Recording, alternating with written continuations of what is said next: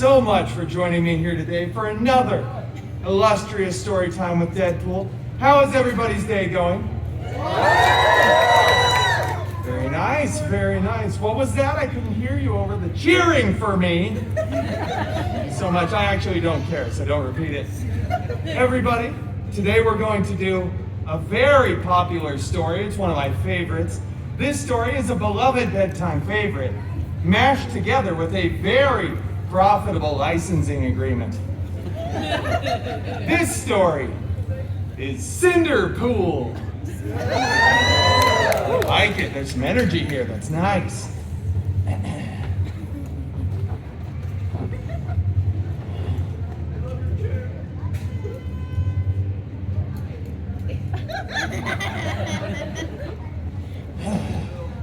Disneyland, and I can't even get a real light.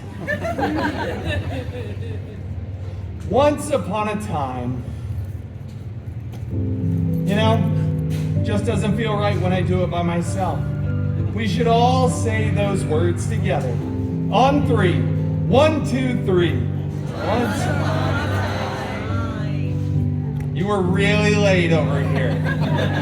It's all right, you tried, it's good. Once upon a time, Cinderpool lived in a big mansion with her step professor and step mutants.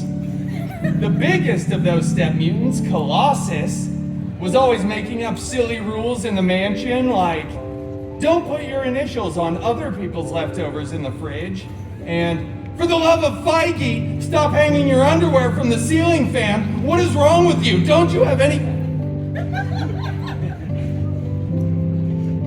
The other step mutant, Negasonic Teenage Warhead, was always texting and rolling her eyes.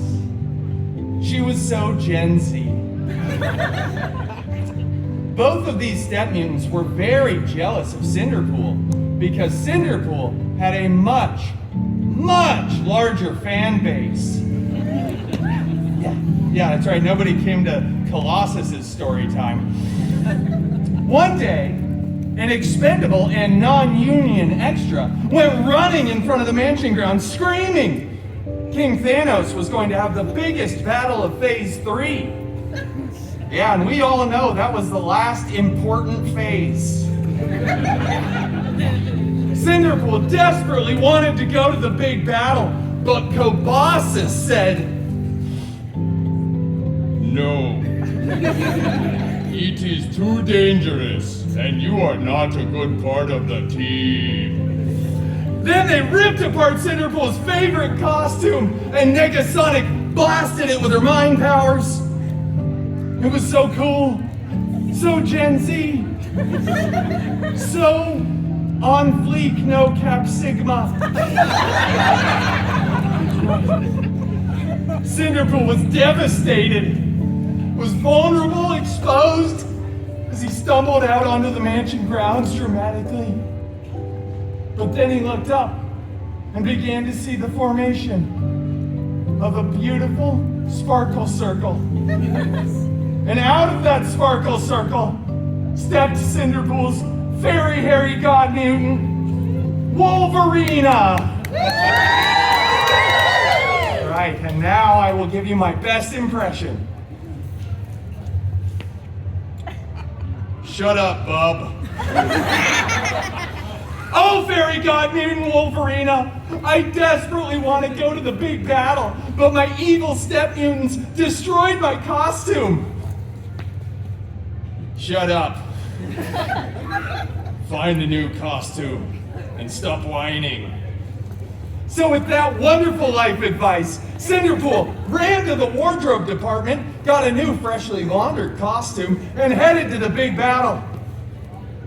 Honestly, he missed most of it because he stopped for chimichangas along the way at the local 7-Eleven. Yeah, but 7-Eleven doesn't carry chimichangas anymore, so he had to go to 3 other places. Anyway, when he showed up, the Avengers were winning! Captain America looked so good in those pants. Cinderpool looked for his fairy god mutant Wolverina, but Disney hadn't bought the rights to him yet, so he wasn't there. And then he noticed, as the aliens were running away, Right there on the stairs to their spaceship was a single glove. Cinderpool went over, picked that glove up, said hello to this camera. Hi. It was beautiful. Gold, encrusted with colorful jewels. There were 6 of them, not that that matters. Cinderpool said, I wonder who this fits, and put it on. After some buzzing, whirring, and clicking, it was a perfect fit. At that point, Tony Stark looks over and starts yelling, no! Take that thing off! All the other Avengers are yelling too, but you can't hear him over Tony, who's just going, I don't want to be in this universe anymore! If I have to come back again, I'll be doomed! Doomed! Doomed! If you don't get that joke, look it up later, you'll figure it out.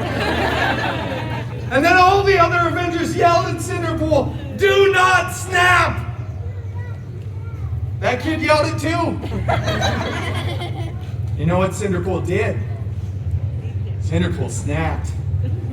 Both physically and mentally, Cinderpool does that all the time. And then just started snapping over and over. People were disappearing, reappearing, dogs were falling out of the sky, there was a lot of crying. It was very expensive for the VFX department.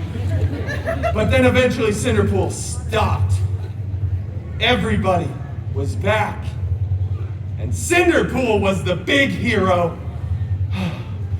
At that point, all the other Avengers tackle Cinderpool to the ground, rip the glove off of his hand, and then blah, blah, blah. They remake the movie years later. Tony Stark is the big sacrificial hero, and it goes on to become the most profitable film in the Feige universe, the FCU. But it's okay, because Cinderpool went on to start his own film franchise, which goes on to break box office records. That's right. And then they had to invite Cinderpool back to the Avengers Endgame 2, Electric Boogaloo. And that, ladies and gentlemen, is the end game. See what I did there? Was the whole thing. No, thank you so much. You've all been wonderful. Thank you for joining me for another story time with Deadpool. Thank you all so much. You've been wonderful. Too kind. I like most of you. Some of you not so much. All right. Bye, everybody.